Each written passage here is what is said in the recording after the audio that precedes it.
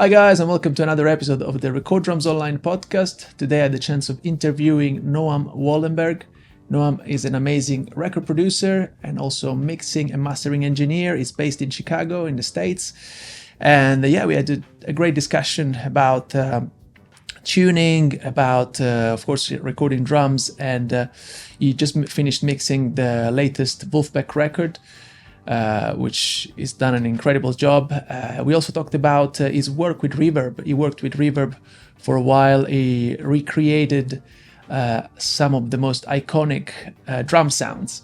So check it out. Like especially if you're starting out, just put Reverb drum sounds. There are about like 50 or 60 episodes on how to recreate some of the most, like Nirvana, Motown, all these great drum sounds. And so this is like another awesome episode. So feel free, of course, to subscribe, like, and all that good stuff. And thanks for watching.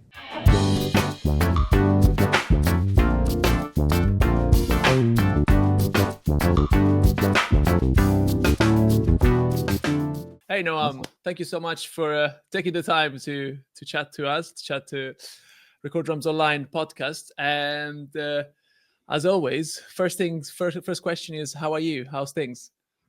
Thanks for having me, man. Things are good. I'm leaving. Actually, the hour that we finish this, I'm heading out to Nashville to do some stuff, and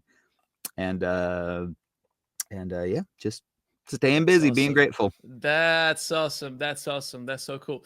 So normally, I always ask this as the first question: is how did you start in music? How did you start your journey in music? Did you start playing first an instrument, and then basically, if you could lead us into what you are now, a great producer and mixing, a mastering engineer? Yeah.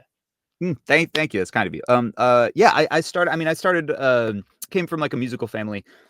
So I started playing music when I was a kid. But then I went to I started just recording stuff, GarageBand, stuff like that, and I wanted to do music. I wanted to go. I was gonna go to college, and I didn't know what I wanted to do, and I knew I wanted to do music, in some capacity, and I also knew that I was not a good enough jazz guitarist to do that professionally, and that I did not have it in me to I was seeing my peers, how quickly they were excelling at jazz, and I was not. Just did not have that in me. So I went to DePaul for sound recording, and at the same time, I started just calling studios and asking if anyone would let me come and clean their bathrooms and stuff, because I just wanted to be in it. And a studio called RaxTrax Recording in Chicago let me come miraculously, and that's the same studio that I work out of now, and I've been there for almost 18 years now, something like that. Wow, that's awesome. That's so cool. Yeah. Did you have any experience before joining RaxTrax or none? Oh, None. okay. So they were. I mean, that's like a thing that I can speak to about that studio, and really, I mean, the studio is just the owner, Rick Barnes, at the time at least, and he just was and continues to just take chances on people, and just it's understands the thing that is I've seen over and over again, which is the so much of this industry is about the energy that someone has in a room, and technical ability is kind of a given, but just being able to be a comfortable person to be around, and someone that you want to make music want in the room while you're making music is half of the thing.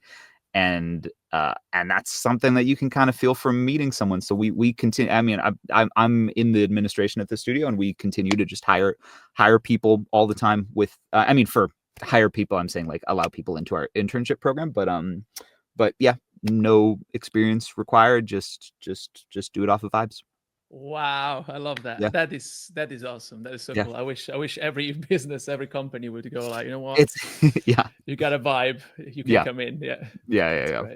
That's awesome. And so you joined RaxTrax, and when you joined, as you said, like you had no experience whatsoever. How did Yeah. you go about learning? Were you stressed and you just came in and you were like, I don't know, I'm just gonna go day by day and learn this? Or Extremely so. I mean, it's I think a lot of people have a common experience when they at least when I was starting out, it was like there was a kind of a singular path to do this at a high level, which was getting an unpaid internship at a high level studio and just grinding it out for years of just sitting in sessions and getting little bits of responsibility, little bits more of responsibility over time.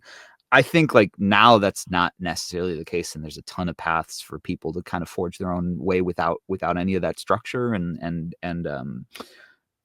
but at least at the time it was like there was this very common experience of going into these big studios and being just like terrified and just not wanting to fuck anything up and having bigger name clients in or high sessions with lots of money on the line and all these kind of high stakes situations and the the way that I kind of dealt with it was just like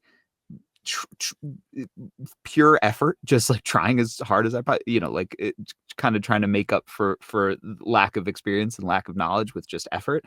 And then what I was really doing was, and this is again a testament to the owner of the studio, was he would let me work at night.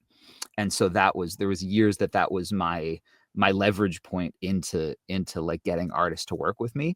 Was I was like, I am not good, but I have an amazing studio that I can get us for cheap if we're willing to work from midnight to 8 a.m. and I won't take any money and we'll just make a record but we can do it in like at a high level. And the only drawback is that you're stuck with me and that I'm figuring my shit out and I'm gonna so I spent probably about 4 years just making records mostly at night. right. And that was kind of my cutting my teeth situation of just, it was like a lot of I had a lot of time to a lot of cheap studio time to experiment, and a lot of people who were understood that it was that part of the deal was that we were messing around, and that like we were getting the studio for cheap, so we were gonna spend time figuring it out and experimenting and stuff. Nice. That is so cool. And sorry to go back a little bit. So you were playing jazz guitar, right? And were you always interested and passionate about recording music, or was it something that as soon as you got into the studio, you were like, oh wait, now. I think it's more when I got into, like, I was always messing around with it, but it's like that as a craft, I had no idea. But like I was not I was a listener more than a creator as far as like dealing with sonics of things and stuff. But it was really once I got into a studio that I kind of fell in love with that aspect of music making. Nice. That's awesome. And so normally we try to dive in into the topic of recording drums on on this podcast. And man, I am such a fan of your work. Thank you, man. I've been a fan for years since you started that Reverb series. Oh, right on. The series on Reverb. I've watched them all, man. I've been amazing. Literally, that was so insightful. So thank you so much for actually absolutely for putting those videos out. They're great. And I wanted to ask you, like, first of all, when you did those videos on Reverb, how did you research like the sound? Because it's very specific. Like some of the some of the equipment you're using, some of the gear you're using is very like, okay, I know that they use this EQ, for example, like a Vulfpeck. Or And I was wondering, because I'm always interested, for example, to try and copy a certain groove or a certain sound from a drum group. And if you could give us a bit of a well, so I will say that first off, let me preface with I'm wrong most of the time on those videos. Like they're not accurate as to how like there's some things that are accurate as to like how they recorded stuff, but like most of the time I am guessing about how that stuff happened, and and It's a great guess, man. Like, not you only guessed am really well. I'm sure that I'm wrong. Not only am I sure I'm wrong, I've multiple times have I been like checked by the artists themselves of like I remember I spent a bunch of time like trying to recreate some Anderson .Paak thing, and then Anderson .Paak commented, he's like, it's programmed. He's like, it's an MPC, it's not drums. Oh no! I was All like, right. shit. All right, fair enough. Wow. But yeah, so that whole series, like Reverb kind of came to me. Like I was already doing a few things with them. Like I was doing like some just experimental recording technique stuff, just me messing around with tape machines and stuff. And they kind of had the idea for those series and came to me with it, which I was like, okay. Like it was like kind of a, I was like, all right, that sounds like a challenge, and that sounds up my alley as far as like just testing techniques and stuff.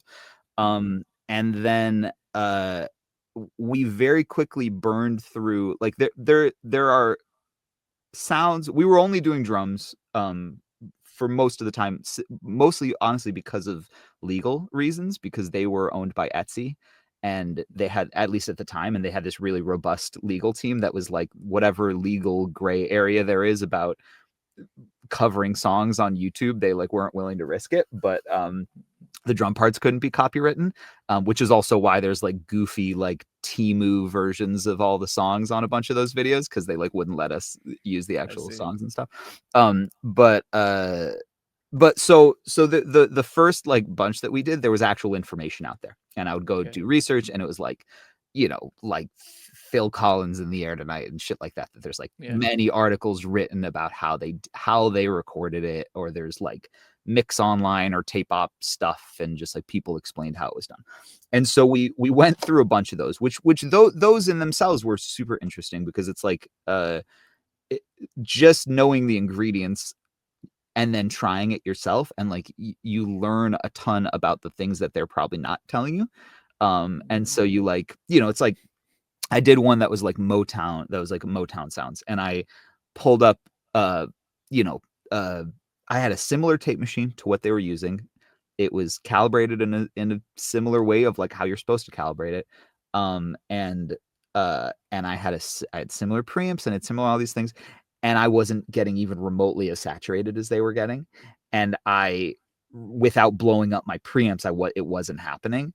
And so I was like, okay, I think they're calibrating these machines different. So I just like started, it's like shit that I would never have done if I was just doing my own thing. But I just started like turning knobs on the bias of these tape machines and stuff to try to figure. And it's so there's a bunch that was just learned from just like having the ingredients, for having the recipe, and then trying to do it and being like, oh, it's not even close. And then like, now let's try to figure out what they actually, what they didn't put in that article. But we burned through all those pretty quickly.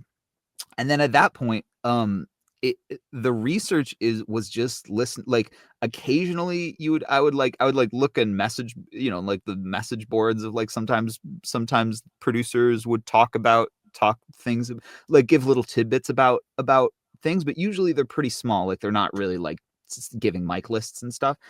And past that, it's like, it's just listening to the records. It's just listening to the records and like listening with a really fine ear of like specific, there's a lot of like specific stuff that you can figure out from hearing these records. Like you can hear where the hi-hat is located, and you can kind of understand based on that how much they're using direct mics versus versus overheads. And you can hear, I mean, obviously, like, what the stereo miking is of things, and you can hear how indirect the kick drum feels, and so like how much of the kick drum sound is maybe coming from the overheads or coming from the room mics, and just like various things like this that you can kind of just figure out from recordings. And yeah, and then also just I mean, I would say the last thing that helps with that is we have a lot of drums or at least a lot of snare drums at RaxTrax, and like 60% of those sounds are the drums themselves. And so Nice. just like how I'm tuning and I tune all the drums on most of my sessions, but Oh wow. on those in particular, I tune all the drums. And so like, having a bunch of snares to choose from, and then like, sometimes I'll like pull up the recording and like find, with an EQ, I can like find the fundamental frequency of the snare drum and kind of boost it and try to match that pitch and stuff like that. So a lot of it is tuning as well. Oh man, that's awesome. Yeah, Yeah. that's so cool. That Yeah. drummer sometimes struggles with tuning. I mean, sometimes, a lot of Tuning, times. I So learned to tune drums simply because it's so not a given that really good drummers are also really good at tuning drums, yeah, and it was like just a thing I kind of came to. I mean, I'm not a drummer, but it's like a thing I kind of came to over the years of like, it's my responsibility for the drums to sound good, yeah, and right. I am so powerless to make that happen if the drums themselves don't sound good, and if the drummer can't tune them well, then it's like, well, are the drums just sound like shit today? Like, it's like, what, Yeah, yeah, so yeah, it's yeah. kind of the only option. Do you have a specific way of tuning? Because I know some people that are very scientific about it, let's say, and some people they're just more like, just go on sound and just try to. I go on sound. I mean, I do equal tension always. Like I don't really do. I know there's some people that just like kind of turn knobs and feel it out. I'm always like equal tension, but I don't use any of the like drum dials or anything like that. I don't find that stuff super reliable, Okay. or I don't. I haven't had good luck with it, at least. Mhm. But yeah, and then as far as like relationships of pitches and stuff like that, that is fully experimental, because I find that I haven't found anything consistent as far Mm. as like where different drums like to be I mean, first off, just like the overall pitch needs to be kind of synchronous with the drum itself, but then also like uh certain drums like to be tuned with different relationships of top and bottom, Mhm. and I haven't found anything like, I have a Gretsch kit, Yeah. That, and the rack toms love to be a third below the bottom, okay. and then the floor tom likes to be equal pitches, and why that is the case, I don't know.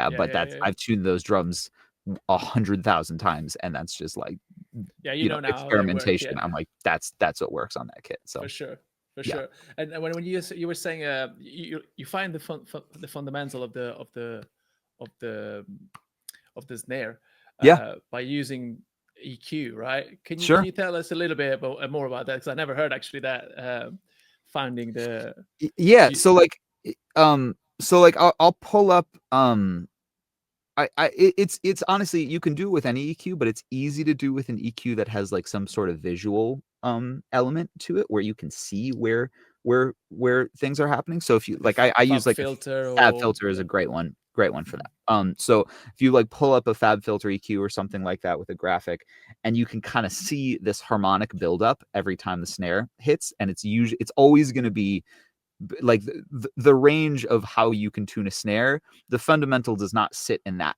wide of a range, right? It's going to be between 100 hertz and 300 hertz, something Yeah, like that, right? And so you can see this build up, and if you put a very tight cue, like a bell that's tight, and you boost on that, you get a resonance on and this is on the entire recording that you're like kind of trying to match, and you get a pitch that's like, it's you hear snares, they don't sound tonal, they don't sound like pitched instruments a lot of the time. Like, it's sometimes hard, especially with the snares on. It's yeah, sometimes kind of hard to hear what that pitch is. But if you boost that frequency, you can kind of hear a little bit more clearly what the fundamental pitch is. And then mhm, if you take the snares off on your snare, you can kind of hear what your fundamental pitch is a little bit more. right. And that's like, can be a good, it's not like a silver bullet. Like, it's not like you match Yeah, those and the snares sound the same, but it's like, it can be a good hint into like where they were tuning their snares yeah, yeah, yeah. on certain recordings. Nice, nice, nice. Yeah. And when you were doing those recordings, when you started, there was any any recordings there? Because I think you've done like more than 50 probably of I those. probably say I've done a lot. Yeah, And I've I done a swear I lot. watched them all. So yeah, you can even go Yeah, and tell me like, have you watched the D'Angelo one or? But yeah.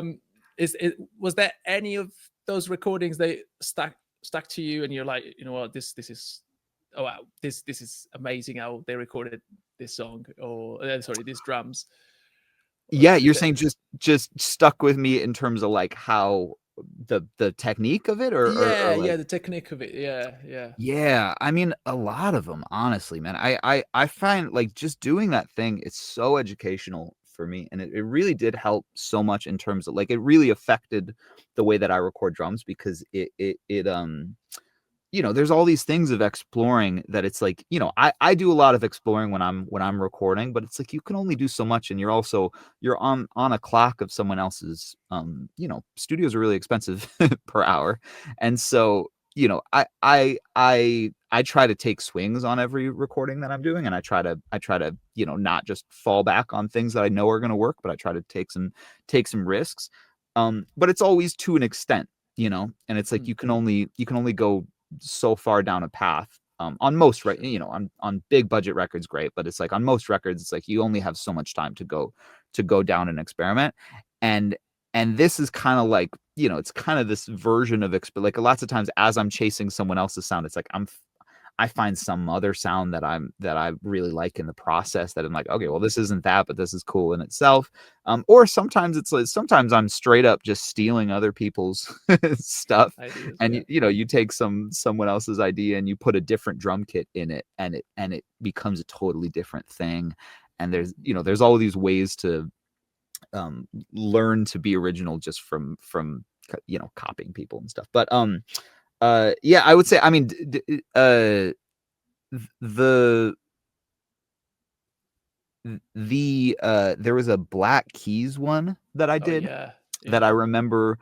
I think uh it was one of the first times that I had done mismatched overheads, and I loved it. It was like really mismatched overheads. It was like left side, or I think it wasn't even, it was like a Glyn Johns thing, but it was like overhead was like a hi-fi condenser mic, and the one on the side was like a 57 or something. Like I don't remember what exactly it was, but and I also don't remember if that's what they did or if that's just how I like Oh, so I don't was that even know how accidental? Was it, or you just, I feel like I don't I think I must have. I'm guessing that maybe I read it somewhere, like maybe they okay? mentioned it somewhere that they had mismatched the overheads. Because the Um, first time I watched it was from you, and I was like, wow, I didn't even think about yeah, it. You know, I'm it's not totally. To be honest, I'd have to. If you look up, if it says on the internet that Black Keys, then that's where I got it, right? okay, But okay, but either way, it was like it just opened up a world for me because it was like just a super wide, and it was also like that was a sound where it's like most of the sound was coming from the overheads, and it was this super wide thing that was coming from this like kind of distorted reality of yeah, of right, uh of the snare sounding very, very different in the left speaker versus the right speaker. And I, that like just like opened up a whole world of mismatched overheads for me that I've done on countless records since. yeah, yeah. Um, I've seen it. I've seen you using it. Since then, I was like, wow, this is yeah, it's it's a game super cool changer. sound. Yeah, it's sick. Yeah, yeah, yeah, yeah, yeah. That's so cool. Nice. Yeah, Did you ever find it risky to do those sessions? Those like, risky in a way. Sorry. you're saying the Uh, reverb things? yeah, the reverb ones. Like, because sometimes I don't know. Especially if you put this stuff on YouTube, Yeah, you can get you of get whether I'm roasted gonna for whether I'm like, gonna get roasted. you Yeah, know what I yeah, mean?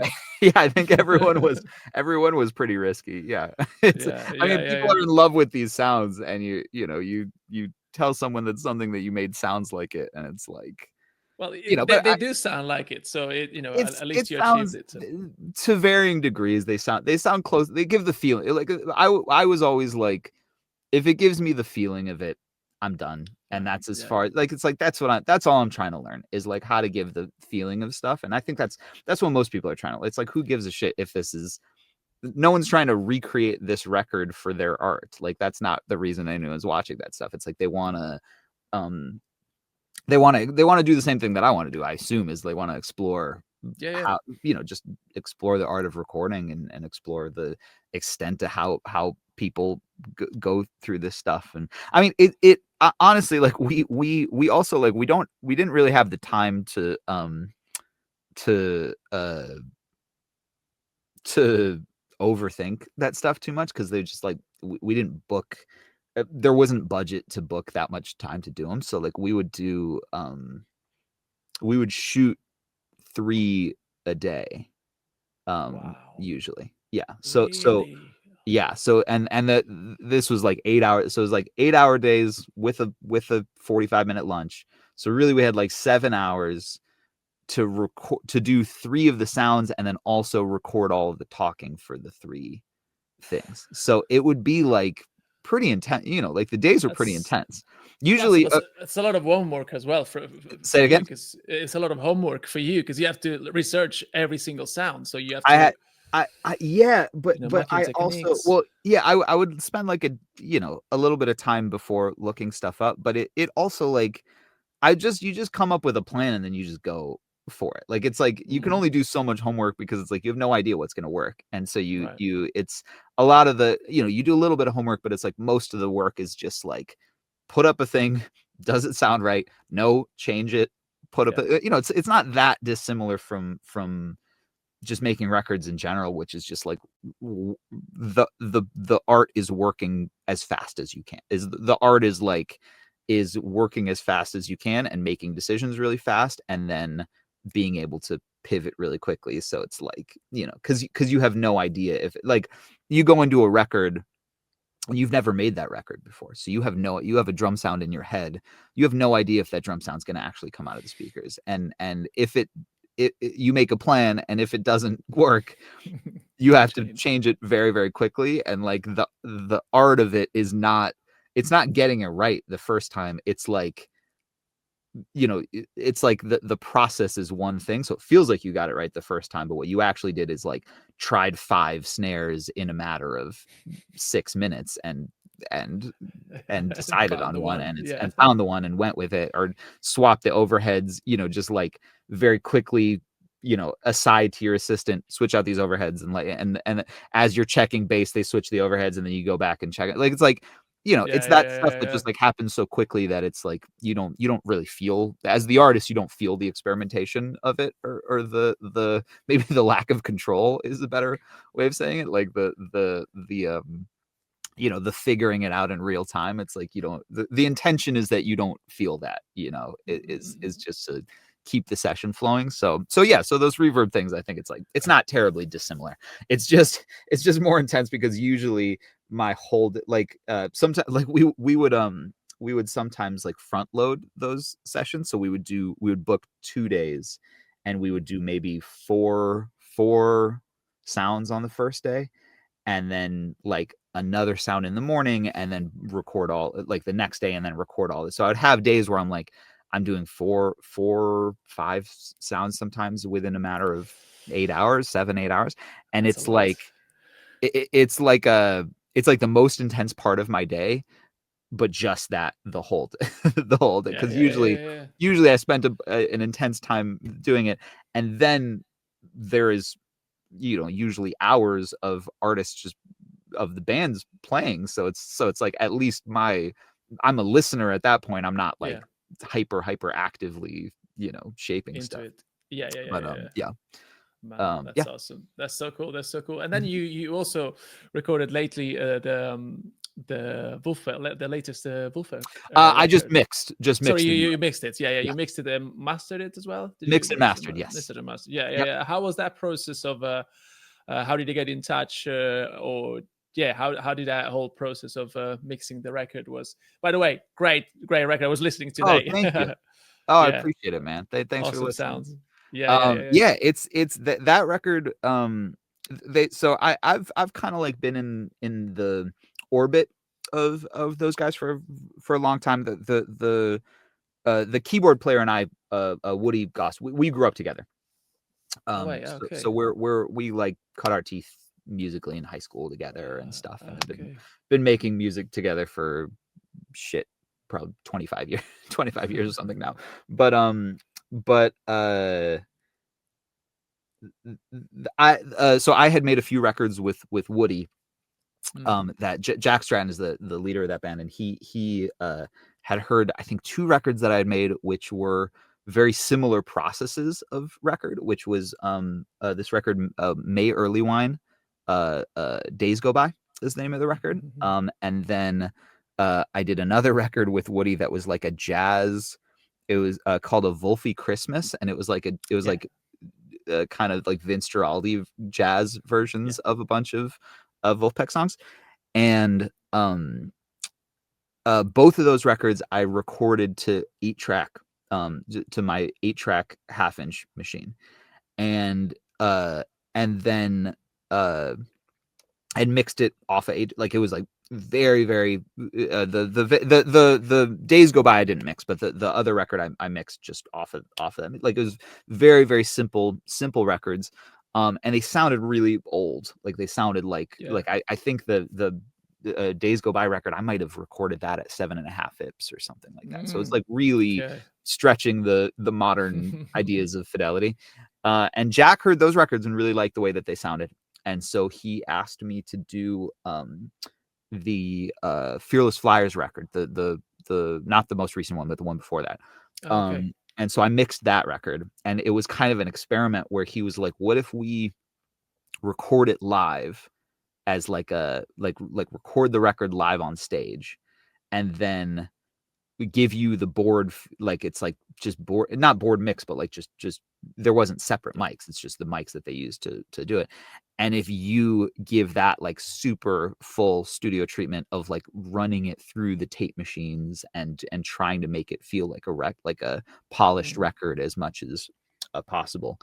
And so I did that on that record, and it turned out really good. And I think based on that, I didn't realize at the time that I was kind of like auditioning to do the next Vulf record, which they did in the same fashion.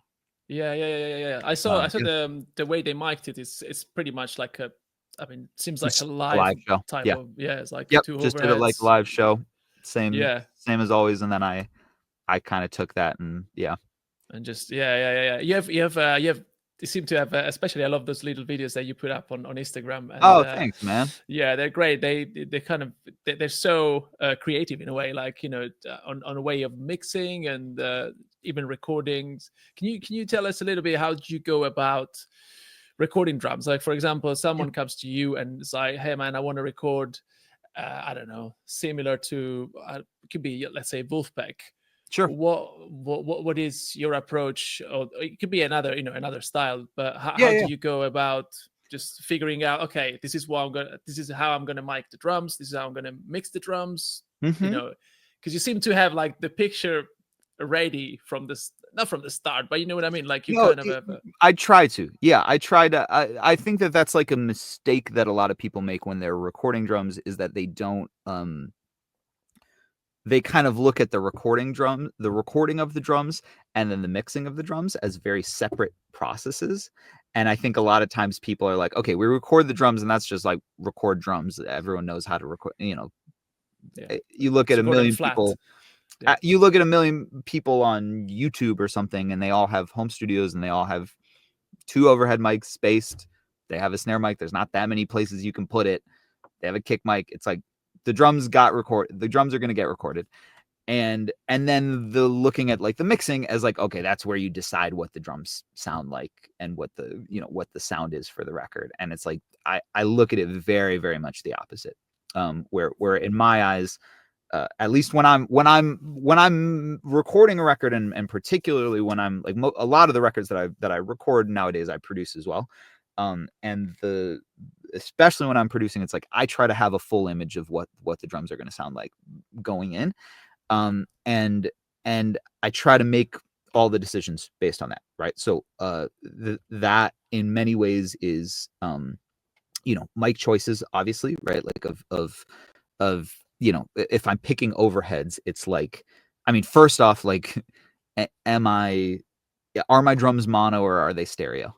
And if they're stereo, are they stereo in a way that feels natural, that feels like you're sitting at the kit, or are they stereo in a way that feels supernatural, where it's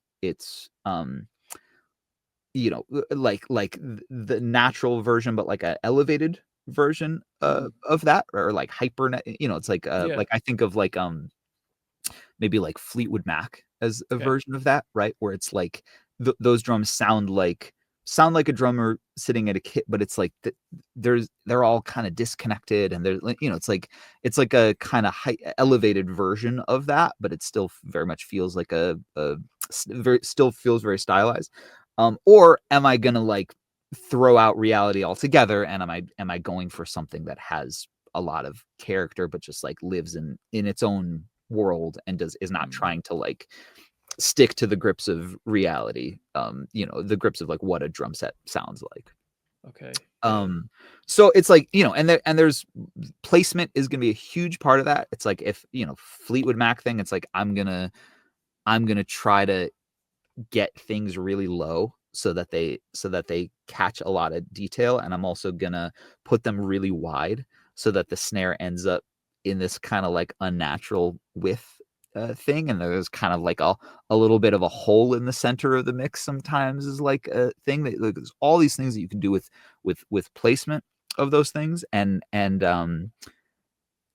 I may experiment a bit with like, you know, like I might have like 3 or 4 snare drum choices that I it's not like I'll just always do anything on stage. It's like I have my kind of go-tos that I like, but you know, it's, if I'm worried about isolation, if I'm worried about getting hi-hat isolated from a snare drum, I might pick something that I'm maybe less a fan of the sound of, but maybe it's a little bit more isolated. Or if I have room to not be as isolated, maybe I might pick a condenser mic or something. And also, like, depending on if how hard the drummer hits is dependent on that. Yeah, so it's like Nice. Can I ask there's a you million how factors. far you go from the just if someone sends you a demo, right, and Yeah, they have like the program drums, sure. how far do you go? And let's say you're not even producing the track, but Mhm. you have an idea that this drum sound that you have in mind is going to work better than the Yeah. program drums. How far do you go for it? Let's say how.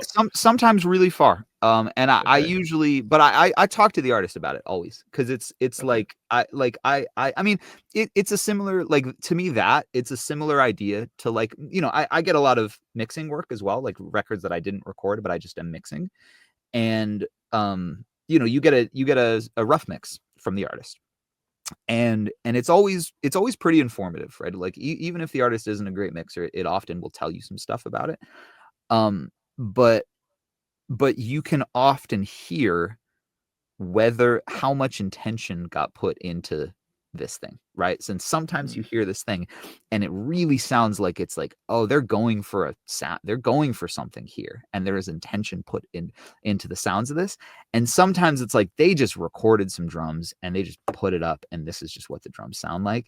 And generally with that, it's like, I want intention like, there is, very, very rarely it's just my style. It's like, very rarely do I just want drums to sound like drums. It's like, I want something to be unique about the record. I want there to be some uh decision made, usually in the way that the drums sound.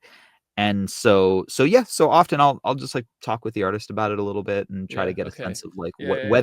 whether they had an idea, and if they didn't have an idea, I have an idea. And you know, Because sometimes I saw the one where you recorded, I think, the drums with an iPhone or something, yeah, and yes, it sounded great. Like, yeah, the end product. Like, miraculously so. Yeah. yeah.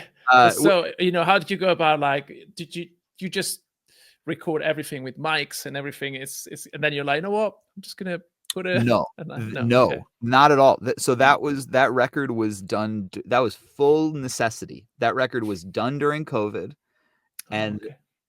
the artist had a very specific drummer, that a great drummer named Paul Hall, that he wanted to be on the record.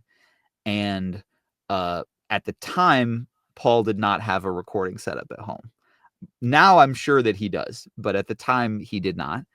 And because this was like right when early 2020. Mm. And so we're just like, all right, well, let's just try that, you know, like, let's just try this and see if it see if, and he like sent us a few voice memos, and we said like, hey, move it, we're getting too much hi-hat, like move it away from the hi-hat, and not enough kick drum, move it closer to the kick drum. He's just like sent back and forth some stuff. And I will say, like, the artist on that record, Wallace Tallman, he's a really talented producer, recording Okay. engineer. Like he cares about the art of recording quite a bit, and he's really, really good at it. And so he was, like, that was not, it was like, I can't even remember how exactly it happened, but like he's integral in that decision making, and he's sending back things of like, move this, like he knows about all that stuff. But yeah, I think that, like, it's possible if someone asked me to do that a year before, I might have been like, let's figure out a way not to do this, maybe, because it was like, but at the time I was just like saying, yeah, I was like, whatever way Yeah. we're making records right now. Yeah. And thank God that I did, because I think it turned out really cool. And I definitely learned something just from that, of like, let's not be precious with anything. Like, let's, just let it all be what Yeah. it is. It's crazy. Like you really have like you, you really like taking risks sometimes, and it just like it seems Yeah. to work. And I guess probably is the way to forward, isn't it? It's you have to, I realize that, like, it's that stuff can be so intimidating and like daunting to people starting out. And the truth is, like, it's like you have to do it in like, that one is a risk, because we don't have a backup plan exactly, right, outside of re-recording stuff. So that's a risk of, like, like, we're but uh I think there is something that, like, is to be said about building up your skill set to the point where you can take those risks with a little bit more confidence. And that's kind of that's the big thing, is like, I've been at this almost 20 years. It's like I fought my way through so many tough recordings and tough situations where we kind of like barely skate by. Yeah. And if you do it enough, you start to feel like you're like, okay, I'm gonna Mm-hmm. figure out a way to make this sound That's right. Yeah. like something interesting. Like, it's like, regardless of how badly I end up recording this, it's like, I'm gonna figure out some way to do this. Mm-hmm. And with that, you get a lot of confidence of like, okay, well, let's Go not for it. let's not make a backup plan then. Let's Mm-hmm. force ourselves into some corners, because it's like, cool stuff tends to happen if our backs are up against the wall. And so let's I'd rather be not the perfect sounding recording and be really cool than be Yeah. boring.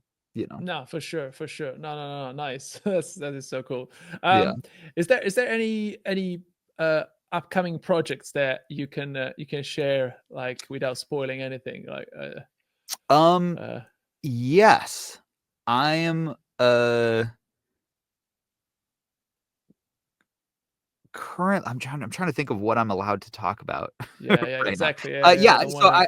I have, there's an artist from a bigger band that I'm working. I think I'm not allowed to talk about it, to be totally honest, Oh because no. I don't believe that he's announced the record yet. But for sure, in the next like 2 or 3 months, I've got a super cool record coming out of Nashville.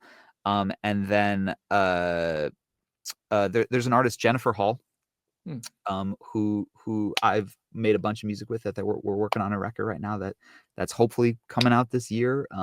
That's turning out super cool. I have a bunch of mixing projects and stuff, but Yeah, but yeah, yeah. those are Do you, ones do, ones to check out. That's awesome. Do you tend to let's say right now, as of today, are you more in busy mixing or recording, or I guess probably both, but Um, is there one that is people are more like, hey, I want to know I'm on, I don't know, to mix this. to be honest, this like, probably the last year, usually I'm quite even with that stuff, and maybe even a little bit leaned towards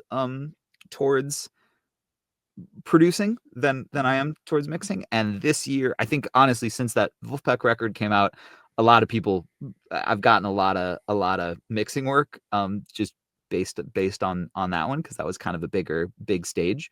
And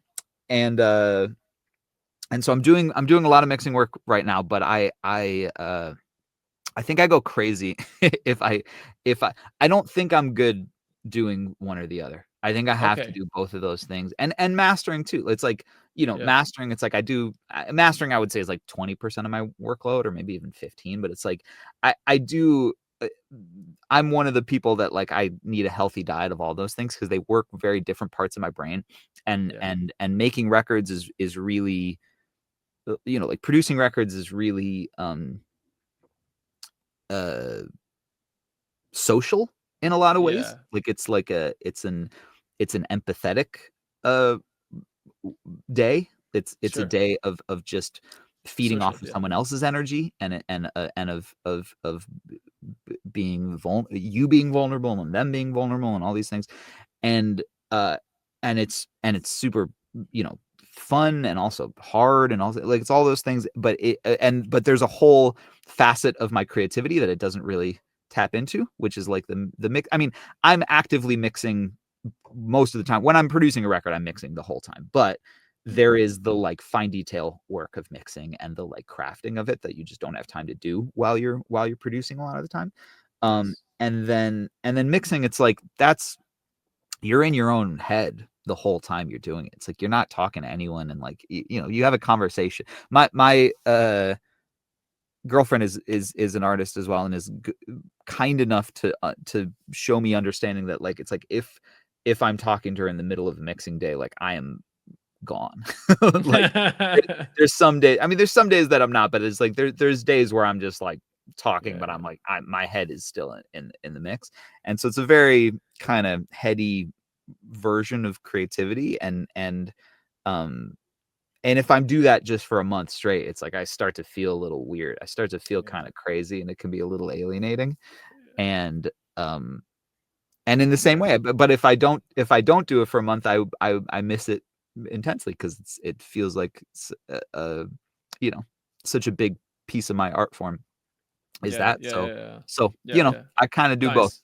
I try Sure. to. Yeah. Yeah. Yeah. Yeah. Where do you feel most creative? Do you feel like let's say when speaking of recording drums, do Yeah, you yeah. feel more creative like in the recording? I know, as we spoke before, like someone needs to take into account recording and mixing while recording drums. But do you feel more creative from the recording process, or actually when you go and mix, you feel like, ah, man, I'm don't know if probably it's Uh not it's not a it clear de- question. no, I think I understand. I think it depends immensely on whether or not I recorded the thing that I'm mixing. And Mm, if I recorded what I'm mixing, and particularly if I produced what I'm mixing, if I produced what I'm mixing, vastly more creative during the okay. process of making it, because usually the process of mixing something like that, most of the creative decisions have been made already at that point, right? Like it's like usually we've made all those decisions, and it's so the mix is not, it's not like the mix comes back. It's like the mix comes back, and like it hopefully it feels like we took a veil off of things, and it everything comes forward and everything is in its right place and stuff, but it's not like the character of the record changes at that point, because it's Mm, like mm, mm, mm. so a huge tenet of my record making is like finding the character on the first day. It's like when we start making the record, we find what the character is of that thing, and it's like the last thing that I want to do when I start mixing it is change it, because it's like we've been honing this Yeah. energy for a year. Sometimes, sometimes a year we've been honing this energy, and the idea that I'm going to change it right at the last minute is like Mm, um mm, mm. not my style. But if I'm mixing something that someone else recorded, it's like oftentimes they've hired me to find the energy of it in some Yeah. ways, right? They've hired me to find the kernels of what makes it special, and what makes and to light it in the way that they haven't thought to light it yet, or something. It's like if an artist yeah, if they found the energy, oftentimes they might mix it themselves, or they might go to a mixer who's like their thing is less than, like, there's mixers Yeah, they who, wouldn't like, do their much. their Yeah. thing is just optimizing the thing that's there, but it's not like taking creative risks, right? No, And for sure. immense respect to those people as well, right? Because Yeah. like there's a ton of mixers like that are so technically gifted, and have such a handle on the specifics of stuff that it's like and there's artists that's really what they need, is like they need to take the mix to 90% of the way while they're doing it, and they need to hand it to this person that and I think I'm at my best when I'm given a little bit of creative, Freedom. Yeah. not even just creative, like Yeah. when I'm finding Yeah. energy is like a thing that I think I can excel at, Matt, you're one of the best I know. Like Oh, literally, when that's I keep seeing very those kind of you. videos on Instagram, and you show how they send you the recordings, and then Sure. how the level you elevate those tracks, Oh, it's just like wow. thanks, man. It's like I appreciate so. it. No, really, really. Matt, we I don't know if you. We normally do this at the Yeah. end of every episode. We do like a 10 rapid fire questions, Yeah, which great. by the way is never rapid fire. So feel Great. free to All right. expound if you want to. It's Okay. like so here we go. So first one is top 3 albums for best drum sound. Oh shit. And again, this like everyone was like, oh This is man, there not are going to so be many. No. rapid fire at all. But this one is like on the day, because I mean at least for me, those albums they change every day, and or They every yeah, week. So that's a very tough one. I I'll just say what I'm excited about right now, which is I think it's hard to beat I mean, this is like basic, but it's like it's hard to beat Fleetwood Mac Rumors. I think that's like a top yes, drum sound ever. Um I would say for like big for bigger sounds.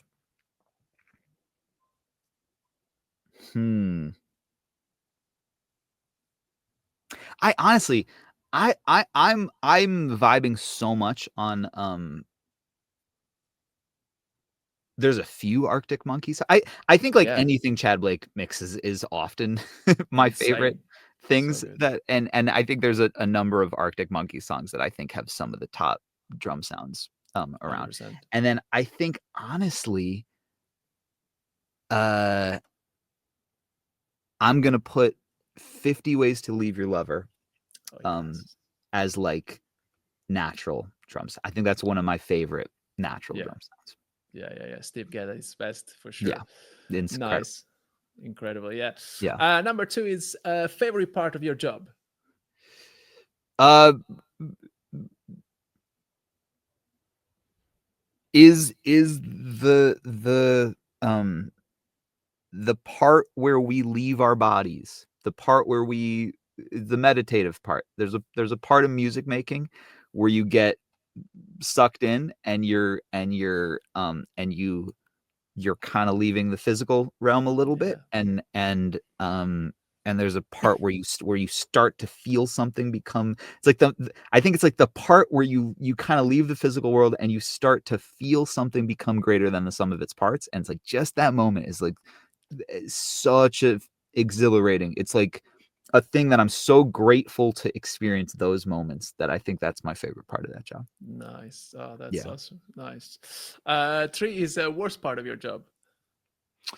I honestly like this is embarrassing how much of a child I am with this, but like emails, like just emails and money and Admin, all of basically. admin, all of Yeah. the legit and maybe someday I'll get to a point where I could hire someone to, but it's like that all of the scheduling and all the emails and all that stuff I'm so easily overwhelmed by, and just like having 3 emails in my sitting there, I'm like filled with anxiety of just like having to sit down and respond to them, that it's just, yeah.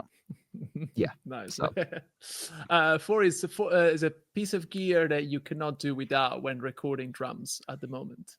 when recording drums, Yeah. uh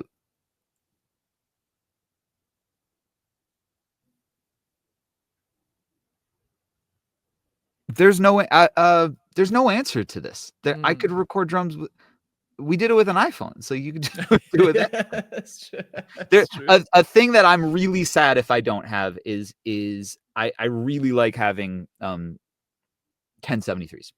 That's a 10, like, if I was all right, I'll give you like it's like I need 1073s, I need some kind of hardware compressor, and I need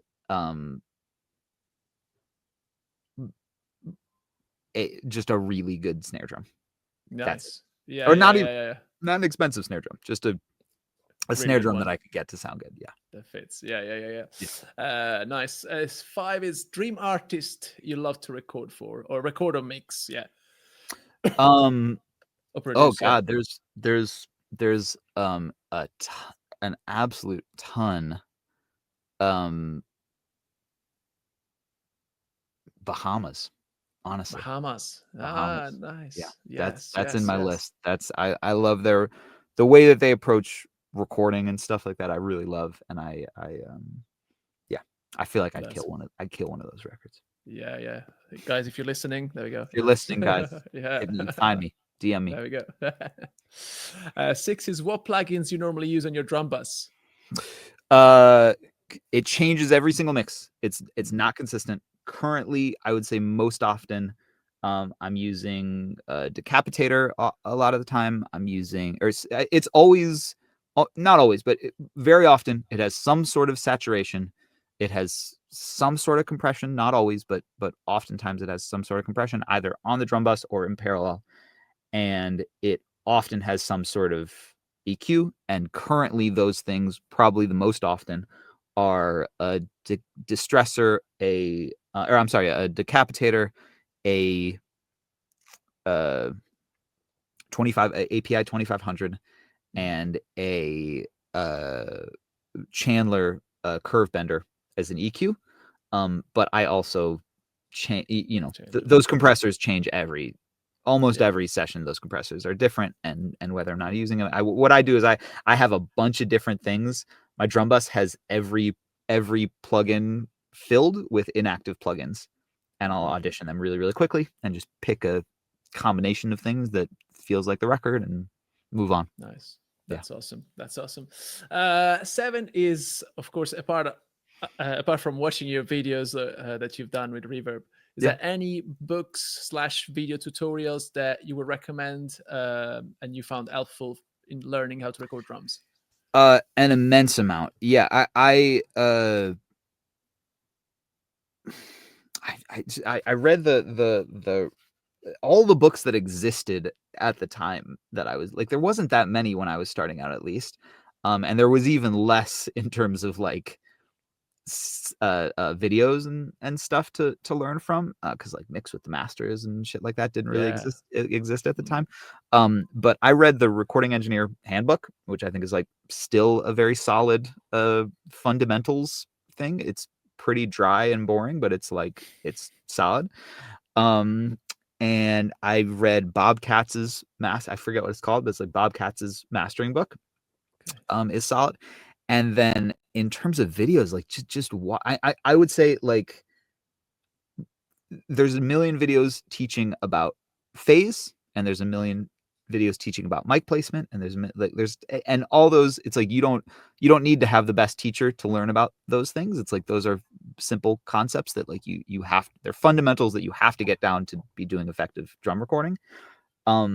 And then past that, it's like watching as many different ways that people are doing it as possible, and trying to I would say, like, watch things through the lens.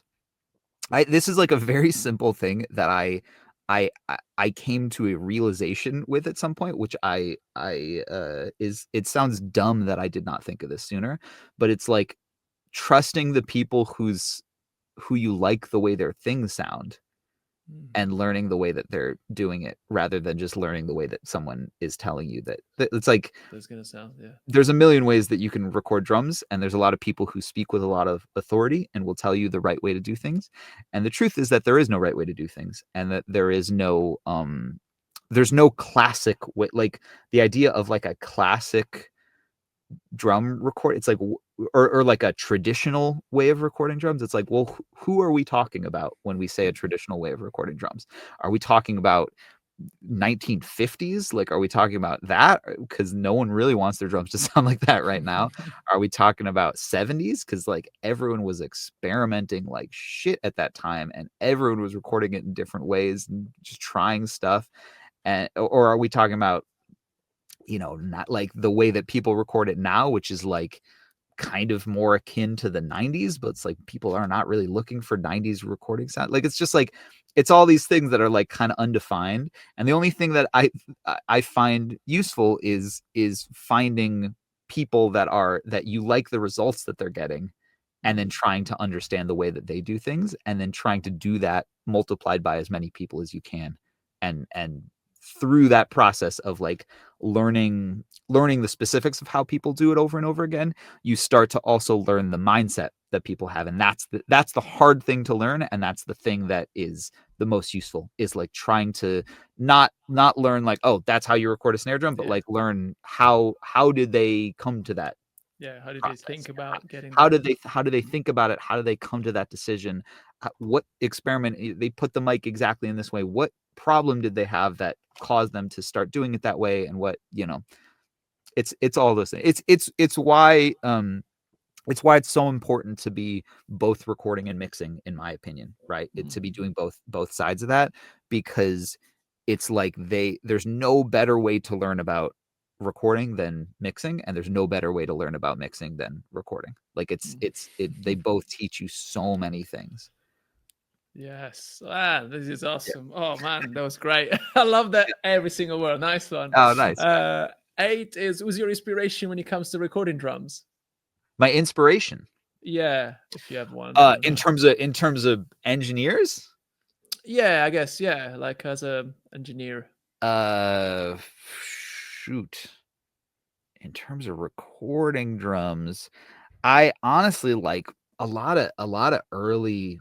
I mean, there's a ton, honestly, but it's in terms of like technical stuff, like Al Schmidt, right? People who like Al Schmidt doing pop records is like some of my favorite The sounding best. drum sounds, because he was just so technically sound.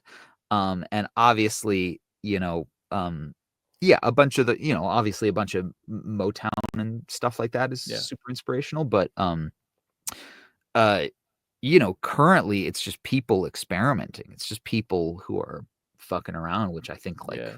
Tame Impala is doing that, Nice. Yeah. and I mentioned Arctic Monkeys, but there's a ton of artists right now that are just being, really stretching, Flaming Lips, like a bunch of people that are just trying, like all the Dave Fridman stuff. It's like they're anyone who is not looking at recording as a science is huge It's going for inspiration it. to me. Yeah. Nice. Nice. Last two is best advice you've ever received. The best advice I ever received.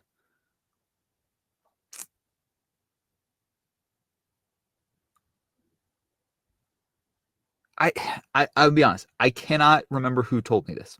I have advice that someone told me. I wish it was like a good story of like some famous person that told me, "Here's what you do, kid," or something. But someone told me. I'll give you two, right? Because there's the best advice, like the best thing that anyone actually told me, and then there's like maybe the best thing that I just learned from watching someone. So the best thing that someone told me, I cannot remember who, but someone told me just like essentially no bullshit ever, right? Which is essentially, it's like nothing that I put out can sound bad ever. And there's no and every record there is a million excuses as to like why it did not turn out the way that you want it to, and you just kind of will it to be something that you can put your name behind. And the mentality of that, I think, has been like a huge amount of any success I've had. A bunch of it I would boil down to that, of just like making sure that everything that you're like, nothing is filler, nothing is bullshit, just making sure that everything which by the way, it's not to say that all the music has to be the best music Yeah, you've ever heard, right? But it's like you're part of it. It just you just have to keep working it till you're proud of it, and when you have experience, it's like you can do that consistently. And when you're starting out and when you're younger, it's like that just means that every mix that you bill 7 hours for, you actually spend 20 on, and that's just what it is at the beginning. And then I would say like the best thing that I like just learned from someone. I had a session with Anderson .Paak, and his most of it was with his band, in fact, right? Like we had the whole day with his band, and they recorded probably, I couldn't tell you the exact number, but like we had, it was like an 8-hour day or something. We probably made 20 new Pro Tools sessions in that day, right? As in everything was mic'd up. We would start recording something, we would get a vibe, we would loop something, then we would come up with a B section, we would put something in, and then they'd be like, all right, let's close it. Let's start something else, right? And it would just be over and over and over again, closing sessions and starting a new thing. And no one said this, but what I realized was like the key to that session that day was following inspiration, right? Just following the spark of inspiration, and like the moment that they were not feeling inspired by that record, closed, start something new, see if there's inspiration, just chasing that feeling of inspiration. And the idea that if you took that first idea and pushed past the feeling of inspiration and just kept banging your head at it, it's like, does that song end up better than the best of the 20 ideas that we came up with that day? And the answer is mostly no. And so finding the ways to like keep inspired in what I'm doing, that is like, and that shows up in very different ways every day. Like that's not, that's a clear one of just closing sessions and opening a new thing. That's not always possible. But trying to, like sitting down with a record or with an artist and being like, not like, this is what we're working on today, but like, what do you feel like? Like, what is inspiring to you today? What do you feel like working on today? Because we're working on a record and we've got 10 songs. And we could work on any of them. And it's like, what is the most inspiring right now? And trying to pivot in those moments, I think, has been immensely impactful for me. Must have been a cool 8 hours. Yeah, it was a cool 8 hours, but it really for sure changed. It also like it made me understand how those guys have made, all the hits that they have made, because they think of how many songs they were in Chicago on tour. Like, how many songs did they record on that entire tour? A lot. It's like Chances 20, are 20 just in Chicago, and then 20 in New York. It's like chances are some of them are going to be pretty good. For sure. Amazing. And then 10 is worst advice you've ever received. I can tell you this. There is there's like this engineers society thing in Chicago, and I there is a lot of engineers in Chicago, but in the world that there's a lot of like posturing, right? There's a lot of insecurity. There's a lot of kind of posturing of like people trying to assert that they have the right way to do things, and that the way that and kind of show that because it's such a, everything is so subjective, and it's such a, and so I've received a lot of bad advice in meeting insecure people, which there's tons of lovely people that go to those things as well, but it's like there's just, there's always kind of a crowd of like people who are trying to prove that they know what they're talking about, and maybe also prove that you don't know that what you're talking about. Yeah, right. Like, none of us fucking know what we're talking about. Exactly. What do you? But someone kind of cornered me at a party, one of those, and told me they were kind of asking what I was doing and what I was interested in. I kind of explained that I'm into a lot of different music, and I kind of work on, I'm doing producing, and I'm doing mixing, and I'm doing mastering, and I'm kind of into, and I'm playing on a lot of records, and I'm doing all this stuff, and I'm interested. And they were like, they're like, just pick a lane. They're like, no, don't just do, they're like, no one wants to hire someone who does everything to do like their punk record. They want to hire the punk guy to do the punk record. So like, pick a thing that you want to do and just do it. Yeah, just do that. And I think that's terrible advice. Well, I won't even say it's bad advice for other people. It might be good advice, in fact, but it's bad advice for me, Sure. because I have no interest in that. And if this was years ago, and if I had made that decision, I think that I think that I wouldn't be, I know I wouldn't be as happy, for sure, that, but I also, and I'd probably be bored, but I also certainly would not be, I think that there's a lot of things that I've gotten in this industry, like whatever little successes I've had, I think a lot of them have come from being able to adapt to Yeah. situations, and being, somewhat bulletproof, as in like, there, I've done a lot of different music. I've done a lot of different Yeah, for styles of sure. music. There's not a lot of styles of music that I don't, I'm not going to find a way to feel comfortable in. And that came only from spending 2 decades exploring everything. Yeah. And I think there's a lot of value to that. Absolutely, So yeah, being versatile for sure. Yeah, 100% yeah, is the way. Yeah, I is could, there? I don't remember who that guy was, but go fuck yourself, whoever Yeah, it is. yes. If you're listening, If you, you're listening, you know, whoever I was talking to, go fuck yourself. yeah, Yeah. you know who you are. You know who you are. I don't know who you are, but you know who you are. Yeah. Is there one piece of advice that you want to give to someone that's starting out now and just wants to do exactly what Noam is doing today? It just wants to be the next you. Yeah, Yeah. absolutely.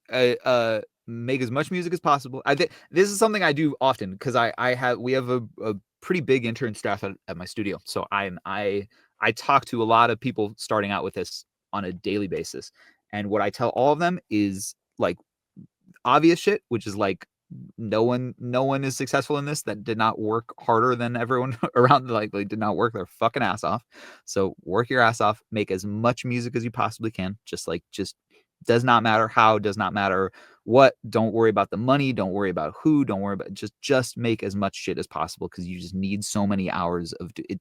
It is such a slow process of learning this stuff and getting really good at it. And it's a weird one, because everyone starts it, for the most part, people start it way later in life. So people, when you learn an instrument, it's like lots of people start when they're 7 years old. It's like no one starts producing when they're set, or most people don't start producing when they're 7. They start when they're 20, right? So it's like you just need to spend so much time doing it. And then the last advice I would say is, don't give yourself any asterisks. And by that I mean that, like, it, I think it's really positive to compare, especially as a mixer, to listen to music that other people made and compare it to the music that you're making, and try to understand where you fit in it, right? And that's a super painful process when you're starting out, because it's the old, the like Ira Glass adage of like, you have good taste and you have bad skills, and that's really painful at the beginning. But if you listen to a really, to an amazing recording, and you listen to your recording and you say, and it's like, why is mine not sound that way? And you say, okay, well, the artist didn't give me enough time to do this. And so you put an asterisk by the things, like, this is the best that I can do right now within the amount of time that the artist gave me, or I was mixing it and the recording wasn't good. So this is the best that I could do with that recording, asterisk next to it, right? And it's a reason that you say that my shit doesn't sound as good as this shit, right? Yes, yeah. But it's not until you take away all those asterisks and you just say, like, what's the best that I can actually, like, if I say, here's a record where it was recorded, it's like, I'm not going to use that. It's like, let's say I had a record that was recorded as well as it could have been recorded, and that I get as much time as I can work on it, and there's no barriers, And so I don't get to put that asterisk. Chances are you're not as good as you want it. Like, it's like you have to be honest with yourself at some point about that. And I find that it's so hard to figure out when those asterisks are actually legitimate and when they're just like, it's like, you know, you listen to really, really good people and they don't seem to, they all probably have asterisks as well, and they don't seem to be putting out records that don't sound good. So I think that, like, it's too dangerous to put the asterisks in it all. Like, it's too, you don't know when they're legitimate, and you don't know when it's someone else, or when it's limitations of equipment, or when it's limitations of time or anything. You don't know when it's that or when it's you. And if you let yourself put it on that stuff, you don't ever get to be honest with yourself about where you're at, and you don't ever get to push past it, because you let yourself have those things. So the best advice that I can give is just like, don't let, just be like, there's no reason that I can't make this sound this way, which truly there is. Like, nowadays there kind of isn't. No. And then you find out how good you are, and then you work on it. You know? Sure. Yeah. 100%. 100%. That's the best that you can do. So cool. Nice one. No, I know you, as you said before, you don't love emails, but is there a way people, where is the best place for people to reach you? I need people to email. This is the torture of my life, is that I hate emails, but I need people to email me to continue making music. So, Noam.Wallenberg@gmail.com. You can hit me up, or hit me up on Instagram. Perfect. Yeah. That's great. Noam.Wallenberg.com as well. Yeah. Your website. Yeah.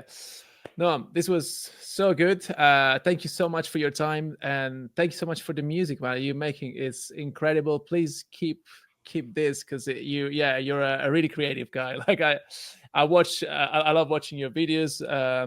So yeah, thanks so much for all you do as well to inspire drummers like me, and sound engineers. And so yeah, that's awesome. That's awesome, man. Thank you so much for your time. Appreciate it. Nice one. Take care. Yeah. See you. Bye-bye. You too. Bye-bye.